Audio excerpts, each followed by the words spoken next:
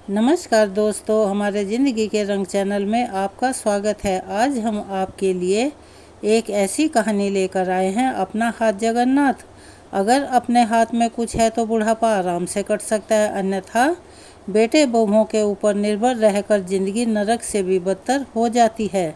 उत्तर प्रदेश ज़िले में एक खुशहाल गांव था। उसमें एक बहुत ही खुशहाल परिवार रहता था, जिसमें माता पिता और उनके 4 बेटे थे और वे अपना जीवन बड़ी खुशी से यापन कर रहे थे। लेकिन उन्हें नहीं पता था कि आगे कल क्या मुसीबत उन पर आने वाली है। रामू और कमला दोनों गांव में रहते थे। उनका 2 कमरों का कच्चा घर था और उनकी अपनी खेती बाड़ी थी। खेती बाड़ी का काम भी वे खुद ही करते थे। खेती बाड़ी के पैसों से उन्होंने अपने उन 4 बेटों को पढ़ाया, उन्हें अच्छी शिक्षा दी थी। अपने समय पर दोनों पति पत्नी ने बहुत मेहनत की, जिससे कि हमारे 4 बच्चों को गांव में रहकर खेती बाड़ी ना करना पड़े, ऐसा उन्होंने सोचा। और वे पढ़ लिख कर आराम से नौकरी करें और उनकी मेहनत रंग लाई। उनके 2 बेटे पुलिस में हो गए, एक बेटा बैंक में और एक बेटा स्कूल में अध्यापक था। 4 बेटों की सरकारी नौकरी लग गई। वहीं वे दोनों पति पत्नी खुशी से फूले नहीं समा रहे थे। समय आने पर उन्होंने धूमधाम से अपने 4 बेटों की शादियां कर दी। घर में 4 बहुएं आई। शादी होने के कुछ दिनों बाद अपने पति के साथ वे सारी बहुएं शहर में चली गई। गांव में दोनों पति पत्नी रह गए। एक दिन रामू ने अपनी पत्नी कमला से कहा, अरे भगवान, सुनती हो? अब तो हमारे बेटे शहर में रहने लगे हैं और हम भी क्यों ना अपने बहू बेटे के पास जाकर वहीं आराम से रहें। तो कमला ने मना कर दिया, अभी से हम बहू बेटों के पास जाकर क्या करेंगे? उन्हें भी आराम से रहने दो और हम भी यहाँ आराम से रहेंगे। जब तक हमारे हाथ पैर चल रहे हैं तब तक हम दोनों गांव में ही रहेंगे। क्यों बहू बेटों को परेशान करना? कमला, मैं सोच रहा हूँ कि यह घर पूरा का पूरा कच्चा है और 1-2 कमरे पक्के बनवा लूँ, जिससे कि तुम्हारा काम भी कम हो जाएगा और तुम्हें आराम मिल जाया करेगा। तो कमला इस चीज़ के लिए तैयार हो गई। बहू बेटों को जब इस बात का पता चला कि माँ और पिताजी गांव में घर पक्का कर रहे हैं, तो वो गुस्सा होते हुए कहने लगे, अब गांव में फालतू के पैसे लगाने की क्या ज़रूरत है? 2 कच्चे कमरे बने तो हैं, तुम दोनों के लिए वो काफ़ी हैं। फालतू का खर्च करने की ज़रूरत नहीं है। लेकिन किस्मत को तो कुछ और ही मंजूर था। कौन जानता था कि कल क्या मुसीबत आने वाली है। रामू को एक दिन दिल का दौरा पड़ा और वह कमला को इस दुनिया में अकेला छोड़कर चला गया। पिताजी के मरने की खबर जैसे ही 4 बेटों के पास पहुंची, 4 बेटे अपनी बहुओं को लेकर कुछ दिनों के लिए गांव आ गए, ताकि वे अपनी सभी क्रियाक्रम की रस्में पूरी कर सकें। लेकिन एक दिन 4 बेटे आंगन में बैठकर आपस में बात कर रहे थे कि गांव में पिताजी की जितनी भी ज़मीन है उसको बेच देते हैं और हम लोग आपस में बांट लेंगे। गांव में तो हम खेती करने वाले नहीं हैं। 4 बहुएं भी इस बात में राजी हो गई। अब बात आती है कमला की कि हम गांव का घर और खेती तो बेच देंगे, फिर माँ किसके साथ रहेगी? कहने को तो कमला के 4 बेटे हैं, लेकिन 4 बेटे आज आंगन में बैठकर यह बातचीत कर रहे थे कि माँ को कौन रखेगा, माँ किसके साथ रहेंगी। कमला यह चुपचाप सुन रही थी। बहू बेटों के बातचीत को सुनकर तभी दूसरे नंबर के बेटा बहू कहने लगे, ऐसा करते हैं, हम 1-1 महीने के लिए माँ को अपने पास रखेंगे। वैसे भी हम 4 लोग हैं, जब एक बार रखेंगे तो 3 महीने बाद ही हमारा नंबर आएगा। सभी लोग इस बात पर अपनी सहमति दे देते हैं। लेकिन जब बेटे ज़मीन को बेचने के लिए आते हैं तो पता चलता है कि पिताजी ने अपने जाने से पहले सारी की सारी ज़मीन और घर माँ के नाम कर दी है। जब यह उन्हें पता लगा तो उनके पैरों तले की तो ज़मीन ही खिसक गई और वे अपनी माँ पर गुस्सा करते हुए कहने लगे, पिताजी ने आपके नाम ज़मीन कब करवाई और हमसे पूछा क्यों नहीं? मैंने तो मना किया था, लेकिन तुम्हारे पिताजी ने ज़बरदस्ती कुछ दिन पहले सारी की सारी ज़मीन और घर मेरे नाम कर दी। जिस बात को सुनकर 4 बेटे और बहुएं अत्यधिक क्रोधित हो जाते हैं, लेकिन अब कुछ कर भी नहीं सकते। इसीलिए सभी लोग यह फैसला करते हैं कि अभी हमारे पास इतना समय नहीं है, तो चलो माँ को 1-1 महीने के लिए अपने पास रख लेते हैं। उसके बाद दिवाली पर आएंगे और माँ के नाम जो ज़मीन है उसको बेचकर हम चारों भाई आपस में अपना हिस्सा बांट लेंगे। और सबसे पहले कमला को उनके छोटे वाले बेटे बहू अपने साथ ले गए। छोटे बेटे के पास 1 महीना पूरा होने के बाद बारी बारी से वह अपने तीनों बेटों के यहाँ गई और 1-1 महीना रही। फिर तीसरे बेटे का नंबर आया और फिर चौथे बेटे का नंबर आने वाला था, लेकिन वह किसी कारणवश अपनी माँ को लेने नहीं जा पाया। तभी जेठानी ने अपनी देवरानी को फ़ोन किया और गुस्से में भरकर बोली, मैंने देवर जी को कल ही फ़ोन कर दिया था कि आकर माँ जी को ले जाएं। आज का भी पूरा दिन निकल गया लेकिन लेने नहीं आए। ऐसा होता है क्या भला कहीं? क्या पिछले महीने जब माँ जी को मेरे पास आना था तो मैंने इन बच्चों के पापा को 8 बजे ही तुम्हारे पास लेने के लिए भेज दिया था।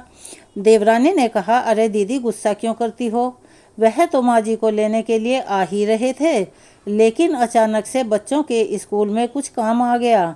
वहाँ पेरेंट्स मीटिंग थी, इसीलिए उधर जाना था। आज नहीं तो कल माँ जी को ले जाएंगे। आप इतनी दुखी क्यों हो रही हो? तो अब तो तुम्हारे स्कूल की मीटिंग और काम भी ख़त्म हो गए होंगे। देवर जी को कहो कि आकर फ़ौरन माँ जी को लेकर जाएं। कौन सा हम अलग शहर में रहते हैं, दोनों एक ही शहर में तो रहते हैं। आने जाने में कितना समय लगता है। मैं एक दिन भी माँ जी को अपने पास ज़्यादा नहीं रखूँगी। अगर एक दिन ज़्यादा रखूँगी तो समझ लेना जब 4 महीने बाद मेरा नंबर आएगा तब मैं उनको एक दिन बाद ही लेने के लिए आऊँगी।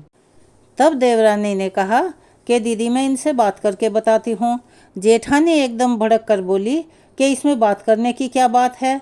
जब लेके ही जाना है तो अपना समय से लेके जाओ। घर में जब हमने सभी घर के सदस्यों ने मिलकर यह फैसला किया था कि माँ जी 1-1 महीने के लिए सबके पास रहेंगी, तब तो तुमने कुछ नहीं कहा। और इतना कहकर गुस्से में भरी हुई जेठानी फ़ोन को पटक कर वहाँ से चली जाती है और फिर वहाँ बैठकर अपनी दोनों जेठानियों को फ़ोन करके कहने लगी, सुन रही हो दीदी, पूरा 1 महीना हो गया। वैसे भी यह महीना 31 दिन का था। मैंने माँ जी को एक दिन ज़्यादा ही रखा है और आज 1 तारीख हो गई। सुबह सुबह छोटे को फ़ोन किया था कि आकर माँ को ले जाओ, लेकिन वो अभी तक नहीं आया। शाम के 7 बज गए हैं। भला कहीं ऐसा होता है? फ़ोन पर दोनों जेठानियाँ उधर से चुप थी क्योंकि इस महीने उन दोनों का नंबर तो था नहीं। अरे तू अपना देख ले क्या करना है, मुझे घर में बहुत काम है।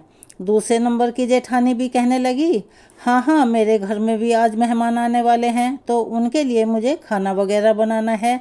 अभी फ़ोन रखती हूँ, बाद में बात करती हूँ। ऐसा कहकर दोनों जेठानियाँ फ़ोन रख देती हैं। दरवाजे के बाहर बैठी हुई कमला अपनी बहू की बातें सुनकर बहुत ही परेशान हो जाती है और उनकी आंखों में आंसू आ जाते हैं। कैसे आज उनके 4 बेटों और बहुओं ने उन्हें 1-1 महीने के लिए बांट लिया है। एक दिन भी अगर किसी बहू के इधर ज़्यादा रह लूँ तो उसे मैं बोझ लगने लगती हूँ। तभी वह बहू अपने कमरे से निकली और कमला को वहाँ दरवाजे के पास बैठा हुआ देखकर कहने लगी कि तुम इधर क्या दरवाजे के बाहर कान लगाकर बैठी हो? छुप छुप कर मेरी बातें सुनती रहती हो। इतनी बड़ी हो गई हो, तुम्हें शर्म नहीं आती? तब कमला अपनी बहू को अपने ऊपर इल्ज़ाम लगाते हुए देखकर रुआंसी होकर बोलने लगी, बहू मैं तुम्हारी बातें नहीं सुन रही थी। मैं तो तुम्हारे पास किसी काम से आई थी। तुम फ़ोन पर बात कर रही थी तो मैं यहीं पर ज़मीन पर बैठकर तुम्हारे आने का इंतज़ार करने लगी। ऐसी क्या आफत आन पड़ी थी जो तुम अपने स्टोर रूम में बैठकर मेरा इंतज़ार नहीं कर सकती थी? अब मैं फ़ोन पर बात कर लेती तब मैं तुम्हें आकर बता देती क्या काम था। चलो अब बताओ किस काम से आई थी? बहू तुमने दोपहर में भी मुझे खाना नहीं दिया था और ना ही मेरे हिस्से का खाना बनाया है और ना ही छोटे वाला बेटा मुझे लेने के लिए आया है। पता नहीं आज वह आएगा भी या नहीं। मुझे बहुत भूख लगी है, कुछ खाने को दे दो। सुबह नाश्ता ही किया था, पूरा दिन निकल गया। तो बहू चिल्लाकर कहने लगी, तो क्या हो गया, पूरा दिन निकल गया तो? एक टाइम का खाना नहीं खाओगी तो कुछ बिगड़ नहीं जाएगा, मर नहीं जाओगी तुम? तुम्हारे शरीर को देखकर कोई नहीं कह सकता कि तुम्हें खाना नहीं मिलता या तुमने खाना नहीं खाया। तुम खूब हट्टी कट्टी तो लग रही हो। यह लो, तुम्हारे पोते के स्कूल के टिफ़िन में आधा पराठा बचा हुआ है, इसी को अचार से खा लो। और तुम्हारे लिए मैं कुछ अलग से बनाने वाली नहीं हूँ। अभी छोटी से फ़ोन पर बात हुई थी, घंटे भर में देवर जी आपको लेने आते ही होंगे। उसी के घर में जाकर खाना खाना। कमला ने टिफ़िन में बचे हुए आधे पराठे को अचार के साथ लेकर खाने लगी। अब कमला की बहू अपने बच्चों के लिए शाम का खाना बनाने लगी, लेकिन उसने कमला के लिए खाना नहीं बनाया। छोटे बेटे को आते आते रात के 8 बज गए, लेकिन बहू ने उनके सामान को झोले में भरकर रख दिया था। जैसे ही छोटा बेटा आया, कमला जी को भेजकर बहू ने एक लंबी सांस ली। चलो अच्छा हुआ बुढ़िया गई, अब 3 महीने के लिए आराम से पैर फैलाकर सोऊंगी और कमरे में अपने घर में रहूंगी। बड़ी आशा के साथ कमला अपने दूसरे नंबर की बहू के घर गई तो छोटी बहू अपने बच्चों को शाम का खाना खिला रही थी, लेकिन उसने कमला के लिए खाना नहीं बनाया था। कमला को बहुत भूख लगी हुई थी। बहू ने कमला के घर पर आने के बाद अपना फर्ज पूरा करने के लिए 1 कप चाय बनाई और कमला के हाथ में थमा दी। इसके बाद में थोड़ी देर साथ में बैठी बातचीत की, फिर अपने 7 साल के बेटे को लेकर कहने लगी, माँ जी मैं इसको सुलाने जा रही हूँ, अगर इसको सुलाऊंगी नहीं तो सुबह इसे स्कूल में जाना है, फिर ये उठने में परेशान करेगा। तब कमला ने कहा, बहू थोड़ी देर इसको मेरे साथ खेलने दो, फिर सुला लेना। बहू ने कहा, माँ जी अभी आप पूरे महीने मेरे पास ही रुकने वाली हों तो आराम से मिल लेना अपने पोते से, ऐसी भी क्या जल्दी है, अभी 1 महीने तक आप कहीं जाने वाली नहीं हो। कमला को बहुत तेज भूख लगी हुई थी। उसने अपनी बहू से कहा, बहू जाने से पहले मुझे कुछ खाने को देती जाओ। तब बहू ने आंखें तरेरते हुए कहा, क्यों माँ जी, आप दीदी के यहाँ से कुछ खाकर नहीं आई हो? मैं तो सोच रही थी इतना टाइम हो गया है तो आप उधर ही खाना खाकर आओगे, इसीलिए मैंने आपका खाना यहाँ नहीं बनाया। अगर आपको यहाँ आकर खाना खाना था तो दीदी से एक बार फ़ोन करवा देती, फिर मैं आपका खाना बनाकर रख देती। अब तो हमारे सोने का समय है और हमने भी अपना खाना बना खा लिया है। बहू की बात सुनकर कमला स्तब्ध रह गई। आज उन्हें अपने 2 वक्त के खाने के लिए बेटे बहू के घर में 4 बार मांगना पड़ रहा है, फिर भी खाने को नहीं मिलता। कमला का अपने बहू बेटों के साथ में रहने का अनुभव बहुत ही कड़वा होता जा रहा था। उनके प्रति कमला का मन कड़वाहट से भरता जा रहा था। बहू अपने बेटे को लेकर कमरे में चली गई और बेटा भी टीवी पर न्यूज़ देखने में बिजी हो गया और वह खुद ही रसोई में गई। खाने के लिए देखा तो सारे बर्तन तो धुले हुए रखे थे, कुछ भी खाने के लिए नहीं था। कमला ने फिर फ्रिज खोलकर देखा तो उसमें थोड़ी सी चावल की खीर एक बर्तन में पड़ी हुई थी। कमला ने उस खीर को उठाया और खा लिया और हॉल में बैठे हुए अपने बेटे से कहने लगी, बेटा मुझे कौन से कमरे में सोना है? बेटा माँ का सामान लेकर ऊपर कमरे में ले गया। वह 10 बाई 10 का कमरा बना हुआ था, जिसमें पहले से ही इतना सामान अटा पड़ा था कि पैर रखने की जगह तक नहीं थी। माँ तुम्हें इसी कमरे में सोना है, आज से यह तुम्हारा कमरा है। कमरे की हालत देखकर कमला कहने लगी, इस कमरे में मैं कहाँ सोऊंगी, इसमें तो पैर रखने तक की जगह नहीं है, कहाँ अपना बिस्तर लगाऊंगी और कहाँ अपना सामान रखूंगी। तब बेटा कहने लगा, माँ इसी सामान को एक दूसरे के ऊपर रख दो, तुम्हारे लिए जगह बन जाएगी। अब आप इतना भी नहीं कर सकते, यह भी मैं ही करूँ क्या? और एक बड़े से बैग को उसने बक्से के ऊपर रखते हुए कहा, यह लो हो गई जगह, थोड़ी सी तुम बना लेना, यह यहाँ पे दरी रखी हुई है, इसे बिछाना और सो जाना। माँ कहने लगी, बेटा ना तो इस कमरे में कोई खिड़की है और ना ही कोई पंखा लगा हुआ है, गर्मी भी इतनी ज़्यादा है, मैं इतनी गर्मी में कैसे सोऊंगी? मैंने आते हुए देखा था इस कमरे के नीचे वाला एक कमरा खाली पड़ा है, उसमें पंखा भी है, चलो मैं नीचे वाले कमरे में सो जाऊंगी। कमला की बात नीचे खड़ी हुई उसकी बहू सुन लेती है और वहीं से कहती है, नहीं माँ जी, यह कमरा तो मैंने मेहमानों के लिए रखा हुआ है, अगर मेहमान आएंगे तो मैं उनको कहाँ सुलाऊंगी?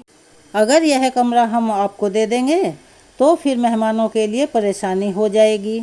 आपको 1-2 दिन तो रहना नहीं है, पूरे 1 महीने के लिए आई हो, ऊपर ही अपनी व्यवस्था कर लो। रही बात पंखे की, तो कल एक टेबल फैन खराब पड़ा हुआ है, उसको ठीक कराकर मैं तुम्हारे कमरे में रखवा दूंगी।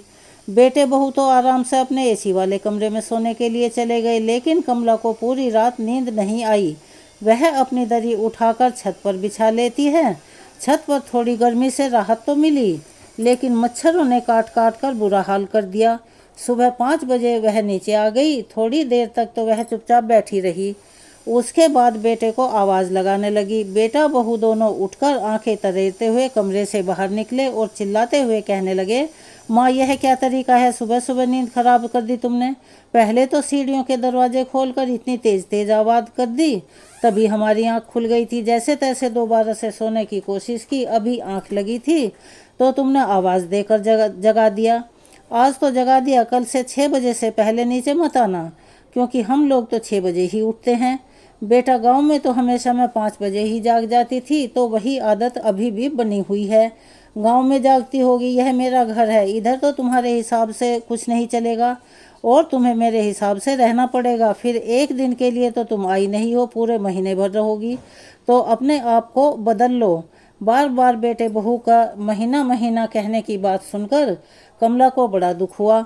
ऐसे लगता था कि अपने बहू बेटे के घर में वह एक बोझ बनकर आई हो, जिससे वह एक एक दिन करके काट रहे हैं। उन्हें बिल्कुल भी एहसास नहीं हो रहा है कि यह उनके बहू बेटे का ही घर है। कमला चुपचाप अपने बेटों का व्यवहार देख रही थी। सबसे छोटी बहू का व्यवहार तो वह पहले ही देख चुकी थी, अब दूसरी बहू के यहाँ रह रही थी और इधर भी कुछ ऐसा ही हाल है। एक दिन कमला अपनी बहू से कहती है, बहू बहुत दिनों से कढ़ी का मन कर रहा है और तुम अगर बना दो तो मैं अच्छे से खा लूँगी। अगर तुम नहीं बना सकती तो तुम कहो मैं ही खाना बना देती हूँ। बहू ने कहा, नहीं माँ जी, मेरे घर में किसी को भी कढ़ी खाना अच्छा नहीं लगता, ना मुझे पसंद है ना तुम्हारे बेटे को। और रही बात तुम्हारे पोते की, तो यह तो कढ़ी को देखकर वैसे ही नाक मुँह सिकोड़ता रहता है, तो इससे अच्छा है कि तुम हम लोगों के साथ ही छोले भटूरे खा लेना।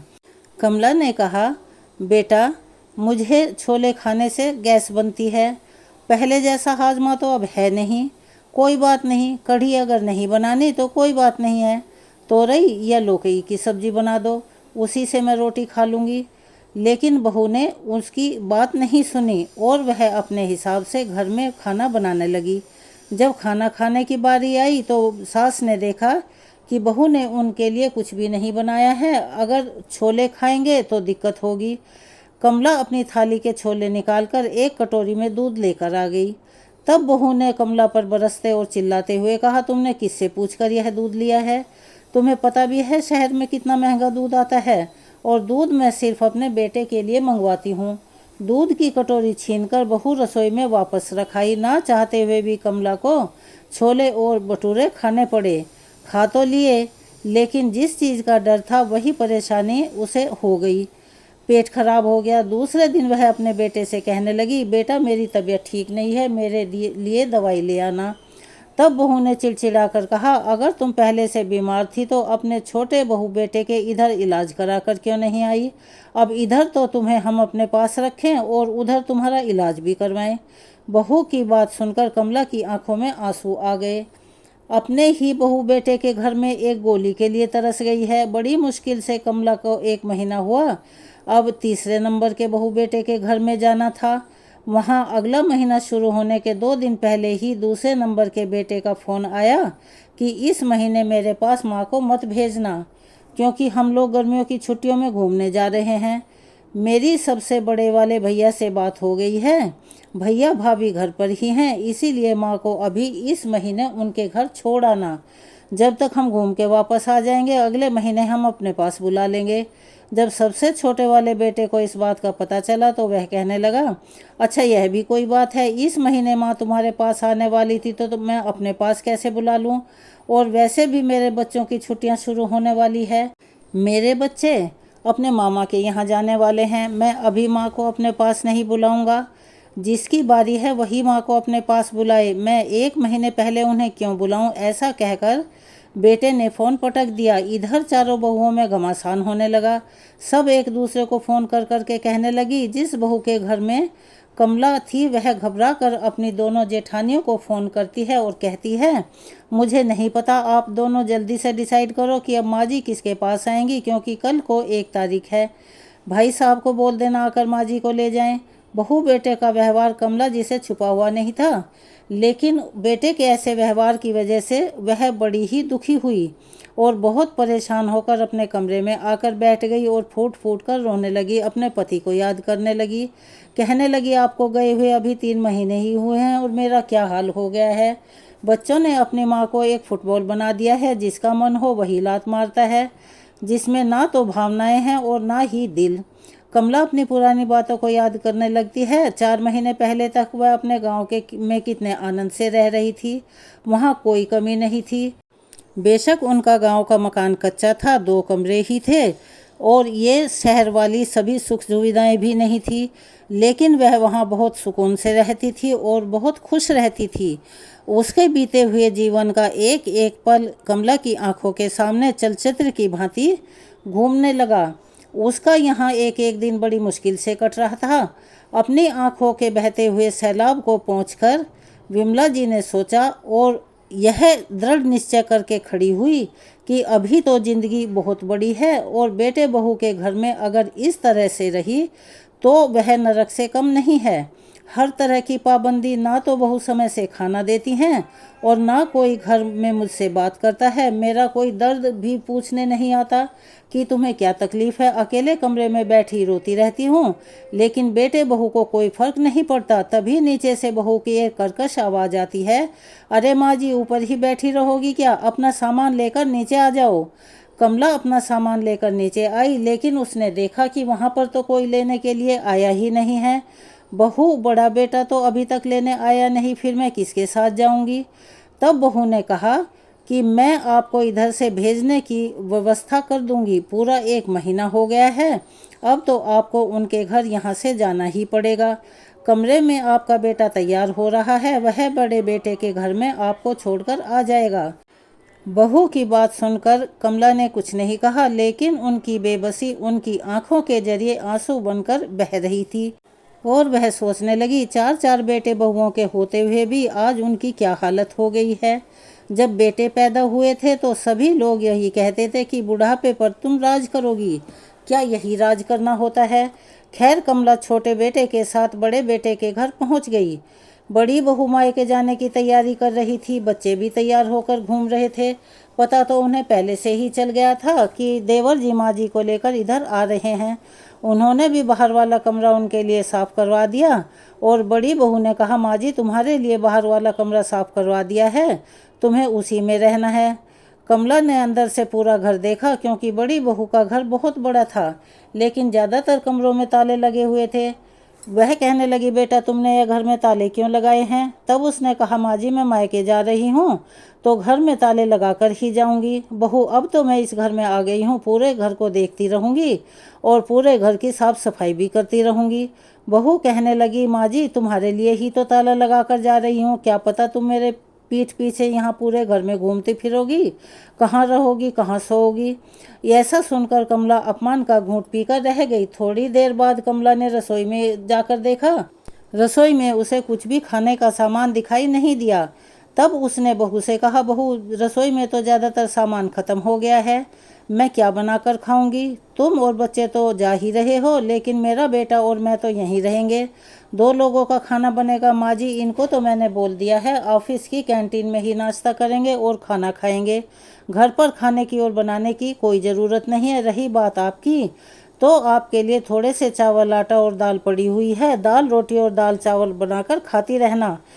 10 दिनों की ही तो बात है, उसके बाद मैं आ जाऊंगी, तभी रसोई का सामान खरीद के लेके आऊंगी। घर में इतने खर्च हैं, ऊपर से 1 महीने के लिए तुम्हारा खर्चा भी हमें ही उठाना पड़ता है। कभी तुम्हें दवाई दिलवाओ, कभी साड़ी दिलवाओ, यह सब मुझसे नहीं होगा। कमला सोचने लगी कि बेटों के पैदा होने पर जहाँ मैं इतराती फिरती थी कि मेरे 4 बेटे हैं, मुझे हाथों हाथ रखेंगे, कभी बुढ़ापे में कोई कमी नहीं होने देंगे, लेकिन इधर तो 4 बेटे होने के बाद भी एक माँ उनके लिए भारी पड़ रही है।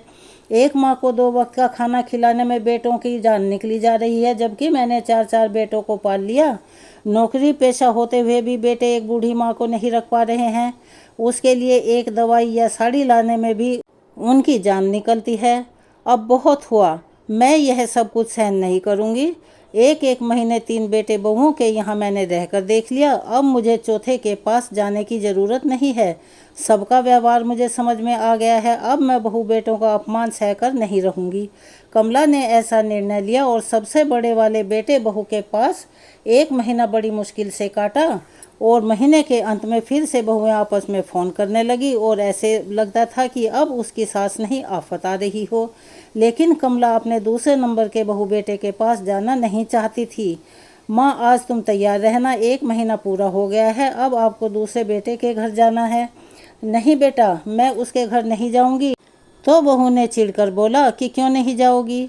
ऐसा सुनकर बेटा भी कहने लगा, जब हम सब ने तय किया था कि 1 महीने सबके पास रहोगी तो तुम्हें बीच में बोलने की क्या ज़रूरत है। कमला बड़ी सोच समझकर बेटे को जवाब देने लगी, अगर उन लोगों से अभी कुछ कहा तो गुस्सा करेंगे और फिर उन्होंने जो सोचा है वह नहीं कर पाएगी। इसीलिए वह शांत होकर कहने लगी, बेटा मैं जो सोच रही हूँ, गांव का घर बहुत दिनों से बंद पड़ा है और दिवाली का समय आ रहा है और मैं घर जाकर वहाँ की साफ़ सफाई कर लूँगी, क्योंकि वहाँ आंगन में बड़ी बड़ी घास हो जाती है। और सफाई करने के बाद अगले महीने तुम्हें दिवाली पर सबको गांव में जाना है। घर साफ सुथरा रहेगा तो रहने में आसानी होगी। जैसे ही सारे बेटों और बहुओं को यह बात पता लगी तो सबने सुकून की सांस ली कि चलो अच्छा है, माँ को रखना नहीं पड़ेगा, गांव में जाकर रहेंगी। जल्दी से बेटा माँ गांव में छोड़कर आ गया। गांव में अपने कच्चे घर में जाकर कमला ने एक सुकून की लंबी सांस ली और उन्हें समझ में आ गया कि यही उनका असली घर है। इस 1 महीने में कमला को बहुत बड़ा फैसला लेती है। गांव की जो ज़मीन उसके पति ने उसके नाम की थी, उसी में से उसने 5 बीघे ज़मीन को बेच दिया और उन पैसों से कच्चे कमरों के सामने ही आंगन में बहुत सारी जगह खाली पड़ी हुई थी, वहाँ पर उसने अपने लिए 2 कमरे बनवा लिए जिसमें सारी सुख सुविधाएं थी। गांव में लाइट की थोड़ी सी दिक्कत रहती थी, इसीलिए एक इन्वर्टर भी खरीद लिया। कमरे में एसी लगवा लिया, दूसरे कमरे में कूलर लगवा दिया।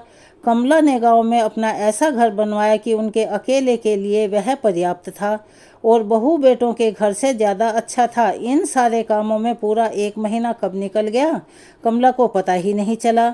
दिवाली के 4 दिन पहले ही बेटों का फ़ोन आया कि हम चारों भाई गांव आ रहे हैं, तुमने घर की साफ़ सफाई तो कर ही ली होगी, हमारे रहने का भी अच्छा इंतज़ाम कर लेना, क्योंकि तुम्हें तो पता है गांव में बच्चों को एडजस्ट करना कितना मुश्किल होता है।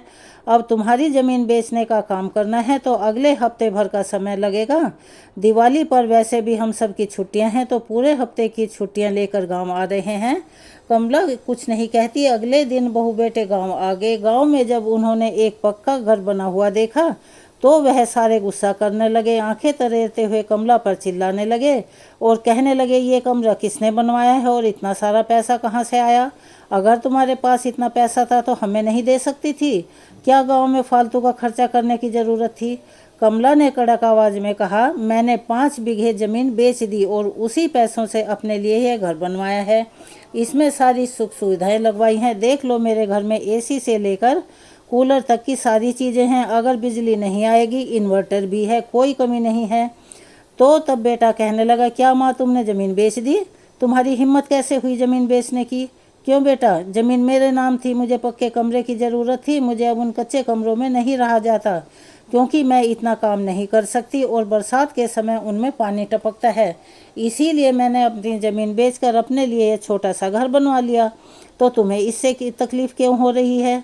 तुम लोगों ने तो पैसे दिए नहीं और ना ही मैंने तुमसे मांगे। माँ, तुमने यह सही नहीं किया। चारों बहू बेटे वो कमला पर भड़कने लगे।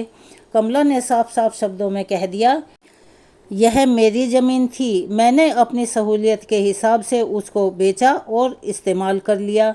तुम्हारे पिताजी यह ज़मीन मेरे नाम करके गए थे, इसमें किसी की दखल अंदाजी नहीं चलेगी। मेरा मन किया मैंने बेच दिया, तुम लोग मेरा कुछ नहीं बिगाड़ सकते। कमला का मन कहीं ना कहीं बहू बेटे के व्यवहार से इस तरह से दुखी था यहाँ आने पर उन्हें बार बार दर्द होता था। जब भी वो याद करती थी तभी रोती थी। बहू बेटों के पास रहने के समय को याद कर कर के उनका मन बहुत ही परेशान हो जाता था। उनकी आंखें आंसुओं से भर जाती थी। इसीलिए गांव आकर उन्होंने सोच लिया था कि जब मेरे पति मेरे लिए ज़मीन नाम करके गए हैं तो मैं क्यों ना अपना जीवन गांव में ही रहकर आराम से काटूं। मेरे पति बहुत दूर की सोच रखने वाले आदमी थे, मेरे लिए बहुत अच्छा सोच कर गए हैं। जब उन्होंने बेटे बहू के अगेंस्ट यह फैसला लिया तो मैं क्यों ना इस चीज़ को इस्तेमाल करूं, उनकी सोच पर, उनके किए कराए पर क्यों पानी फेरूं। उन्होंने मेरे बुढ़ापे के लिए इतना कुछ सोचा, तभी तो ज़मीन बुढ़ापे में मेरे नाम कर गए और वह अपने कमरे में चली गई। उनके पीछे पीछे उनके बेटे और बहुएं अपना अपना सामान पक्के कमरों में रखने लगे और कहने लगे, माँ दूसरे कमरे में ताला क्यों लगा हुआ है, इसको भी खोल दो। कमला ने कहा, यह घर तुम लोगों के लिए नहीं बनवाया है, जाओ यहाँ से सामान उठाओ और कच्चे कमरे में अपना सामान ले जाकर रख लो। ऐसा सुनकर बेटे बहू कहने लगे, क्यों माँ, आप पक्के कमरों में रहोगी और हम उन कच्चे कमरों में जाकर रहेंगे, आपने क्या समझ रखा है हमें। कमला कहने लगी, वही जो तुम सबने मुझे समझा था। जब मैं तुम्हारे घर में रहने के लिए आई थी तो तुमने भी तो मुझे स्टोर रूम सोने के लिए दिया था, खुद एसी वाले कमरे में सो जाते थे और मुझे ऊपर का स्टोर रूम में मच्छर काटते थे, सोने के लिए देते थे। तो आज तुम सब लोग मेरे घर आए हो, तुम लोगों को स्टोर रूम नहीं दे रही हूँ, बल्कि कच्चे कमरे में जो साफ़ सुथरे हैं, जिसमें बैठने और लेटने की भी जगह है, वह दे रही हूँ। जाकर के अपना सामान उधर ही जमा लेना और अपने रहने की व्यवस्था वहीं कर लेना। तब बेटे ने आंख चढ़ाकर कहा कि अरे माँ, क्यों फालतू की बात करने में लगी हुई हो, अपने कमरे में ना सही तो दूसरे वाले कमरे का ताला खोल दो, उसकी चाबी दे दो हमें। वो कमला कहने लगी, वह कमरा मैंने आने जाने वाले मेहमानों के लिए बनवाया है, तुम लोगों के लिए नहीं खोलूंगी। माँ के ऐसे तेवर देखकर बहू बेटे भौचक्के रह गए, लेकिन माँ की बात को उनके पास कोई भी जवाब नहीं था, क्योंकि उन लोगों ने भी अपने घर में माँ को इसी तरह से रखा था। अपनी छोटी सी पक्की रसोई में कमला खाना बनाकर खाने लगी, साथ में अपने छोटे छोटे नाती पोतों को भी बुला लिया। बहू बेटे जब खाने के लिए उनके पास आए तो कमला ने कहा, मैंने तो खाना सिर्फ अपने लिए बनाया था, तुम लोग अपना खाना देख लो। वैसे भी कच्चे वाले कमरे में एक तरफ चूल्हा बना हुआ है, अगर तुम में से किसी को चूल्हे पर खाना बनाना आता हो तो अपने लिए बनाओ और खा लो। अपनी रसोई में मैं तुम लोगों को खाना नहीं बनाने दूंगी। अब वो मरते क्या ना करते, गांव में आए थे पिताजी की ज़मीन को बेचने के लिए, लेकिन यहाँ तो कुछ और ही हो गया। सब के सब भूखे पेट सो गए, लेकिन उनको नींद नहीं आ रही थी। माँ से बहुत मिन्नतें की, लेकिन कमला अपनी रसोई में बहुओं को खाना बनाने के लिए तैयार नहीं थी। जैसे तैसे उन सभी ने अपना पेट भरा, लेकिन कमला ने उन्हें अपनी रसोई में खाना नहीं बनाने दिया और उनकी ऐसी हालत थी, रात में मच्छरों ने काट काट कर चारों बहू बेटों का बुरा हाल कर दिया।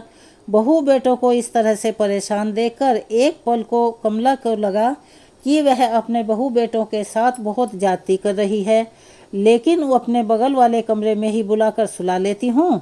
पर दूसरे ही पल उन्होंने बेटे बहू का व्यवहार को याद करके उन लोगों ने जो अपने घर में कमला के साथ किया था, वह वापस से अपने कदम पीछे खींच लेती है। और आसपास के लोगों को जब पता चला कि विमला के चारों बहू बेटे आए हैं तो उनसे जाकर मिलने लगे, कहने लगे, बहुत अच्छा किया जो तुम लोग आ गए, अब दिवाली करके ही जाना, तीज त्योहार अपनी माँ के साथ ही किया करो, क्योंकि अब तुम्हारी माँ इधर अकेली है। अब जब चार लोगों ने इस तरह से कहा, और वैसे भी वह सभी एक हफ्ते की छुट्टी लेकर आए थे, वापसी के टिकट भी करा कर आए थे, इतनी जल्दी वापस नहीं जा सकते थे। तत्काल में भी टिकट कराने की कोशिश की, लेकिन गर्मियों की छुट्टी की वजह से वो अवेलेबल नहीं थे। मन मारकर उन सभी को घर में रुकना पड़ा। कमला को 5 बजे उठने की आदत थी। आदतन वह 5 बजे उठी, नहाई धोई, भगवान की पूजा अर्चना करने लगी। पूजा समाप्त होने के बाद उन्होंने जैसे ही शंख बजाया, उसकी आवाज़ से बहू बेटे सभी जाग गए और चिल्लाते हुए आंगन में आए। क्या माँ, बड़ी मुश्किल से तो नींद आई थी, तुमने शंख बजाकर फिर जगा दिया, इतनी सुबह सुबह शंख कौन बजाता है भला। कमला ने अपनी कड़कती हुई आवाज़ में बेटों से कहा, यह तुम्हारा घर नहीं है, मेरा घर है। जब मैं वहाँ तुम्हारे घर में 5 बजे उठती थी तो तुमने मुझे रोक दिया था, लेकिन मेरे घर में मेरी मर्जी चलेगी, मैं अपने हिसाब से उठूँगी और सोऊंगी। मेरे घर में तुम लोगों को भी मेरे हिसाब से ही रहना पड़ेगा। कमला की बात सुनकर बेटे चुप हो गए। उनके पास जवाब देने के लिए कुछ था ही नहीं। सुबह होते ही कमला तैयार होकर बाजार जाने लगी तो बेटों ने पूछा, माँ कहाँ जा रही हो? तुमने कमरों में ताला क्यों लगा दिया है? ताला लगा कर जाने की क्या ज़रूरत है? हम कोई चोर नहीं हैं जो तुम्हारे घर में चोरी कर लेंगे। फिर वह घर मेरा भी तो है। क्यों बेटा, मेरा घर तुम्हारा है और तुम्हारा घर मेरा नहीं था? जब मैं तुम्हारे घर आई थी तो तुम्हारी पत्नी भी तो सारे कमरों में ताला लगाकर अपने मायके गई थी। पूछो उससे, तब तो तुम्हें नहीं लगा कि यह गलत हो रहा है। ये मेरी माँ का भी घर हो सकता है यह। कमला अपने बेटों को चुन चुन कर सबक सिखा रही थी, क्योंकि इन 3 महीनों में बेटा बहुओं ने उन्हें एक एक रोटी, एक एक कपड़े, यहाँ तक कि दवाई के लिए भी तरसा दिया था। और वह रोज़ अकेली पड़ी पड़ी खून के आंसू रोया करती थी। अपने बहू बेटे के घर में होते हुए भी उन्होंने जितना अकेलापन महसूस किया था, भगवान उतना कभी किसी को ना करवाए। कोई उनसे ना बात करता था, ना उनकी कोई सुनता था। बाजार से आने के बाद कमला अपने बेटे बहुओं को अपना सामान दिखाते हुए कहने लगी, देखो तो यह साड़ी कैसी है। यह पूरे 3,000 की साड़ी मैं अपने लिए खरीद कर लाई हूँ। 3,000 का नाम सुनते ही बेटा बहुओं के तो मुंह पर हवाइयाँ उड़ने लगी और वे चिल्लाकर कहने लगे, माँ इतनी महंगी साड़ी लाई हो? बुढ़ापे में इतनी महंगी साड़ी पहनकर तुम्हें क्या करना है? पूरी जिंदगी तो इतने महंगे कपड़े कभी नहीं पहने जो आप अब खरीद कर ले आई हो। शर्म नहीं आती फालतू के पैसे बर्बाद करते हुए? कमला ने अपने बेटे के गाल पर एक झन्नाटेदार थप्पड़ लगाते हुए कहा, बेटा जब मैंने तुम्हें अपनी फटी हुई साड़ी दिखाया था और साड़ी लाने के लिए कहा था तो तुमने साफ साफ मना कर दिया था। तुमने उस टाइम शर्म की थी जो मैं अब शर्म करूं? भला हो मेरे पति का जो दूर की सोचकर घर और ज़मीन मेरे नाम कर गए। कम से कम बुढ़ापे में आराम से रहूंगी। मुझे तुम लोगों की ज़रूरत नहीं है। अगर मेरे हाथ में पैसे होंगे तो मैं आराम से अपना बुढ़ापा काट लूँगी। उन्हीं पैसों के दम पर मैंने सारी सुख सुविधाएं इकट्ठा की हैं और ज़रूरत पड़ी और किसी को भी पैसे देकर अपनी सेवा करवा लूँगी। माँ की बातें सुनकर बेटे बहुओं के होश उड़ गए। पैरों तले की ज़मीन खिसक गई। 2 दिन से वह अपनी माँ का जो बदला हुआ रूप देख रहे थे, उनका उसे बिल्कुल भी अंदाज़ा नहीं था। वही उनके होश उड़ाने के लिए काफ़ी था। उन्हें समझ में आ गया कि माँ से लड़ने में भलाई नहीं है, बल्कि मिलकर चलने में अच्छा है। उन्होंने सभी ने माफ़ी मांगते हुए कहने लगे, माँ हमें माफ़ कर दो, हमारे साथ शहर चलो। अब हम तुम्हें शहर में बहुत अच्छे से रखेंगे, तुम्हारी खूब सेवा करेंगे, कभी शिकायत का मौका नहीं देंगे। कमला कहने लगी, बेटा अब मुझे शहर जाने की कोई ज़रूरत नहीं है। मैंने गांव में ही शहर को बुला लिया है। मेरे घर में क्या कमी है? अगर तुम लोगों के मन में मेरी सेवा करने का इतना ही भाव है तो जो भी बहू बेटा मेरे पास आकर रहेंगे, 10-15 दिन भी रहेंगे, उसे मैं अपनी ज़मीन से जो पैसे आते हैं तो उसकी थोड़ी बहुत मदद करती रहूँगी, लेकिन सारे पैसे मैं किसी को नहीं दूँगी। अब यह हाल हो गया कि हर 2 महीने में कोई सा न कोई सा बेटा अपने बच्चे और बीवी को लेकर माँ के पास गांव में रहने के लिए आने लगे। उनका खाना बनाकर खिलाते और उनकी खूब सेवा करते। उसके बदले में कमला अपनी खेती के जो भी पैसे उनके पास आते थे उसमें थोड़ी बहुत उनकी मदद कर देती थी। तो दोस्तों, यह थी आज के दौर की कहानी। आप सभी को कैसी लगी और कमला का फैसला सही था या गलत, अपनी राय कमेंट्स बॉक्स में अवश्य लिखें। अगर आप हमारे चैनल पर नए हैं और चैनल को सब्सक्राइब नहीं किया है तो सभी से प्रार्थना है कि आप हमारे चैनल को सब्सक्राइब करें, वीडियो को लाइक करें, ज़्यादा से ज़्यादा शेयर करें ताकि यह कहानी और लोगों को भी पढ़ने को मिल सके। बेल आइकन को दबाना ना भूलें ताकि हमारी आगे आने वाली वीडियो की जानकारी आपको नोटिफिकेशन के ज़रिए मिल जाया करे। कमेंट्स बॉक्स में अपने विचार ज़रूर लिखें और हमें अपना प्यार और सहयोग ऐसे ही देते रहें। धन्यवाद।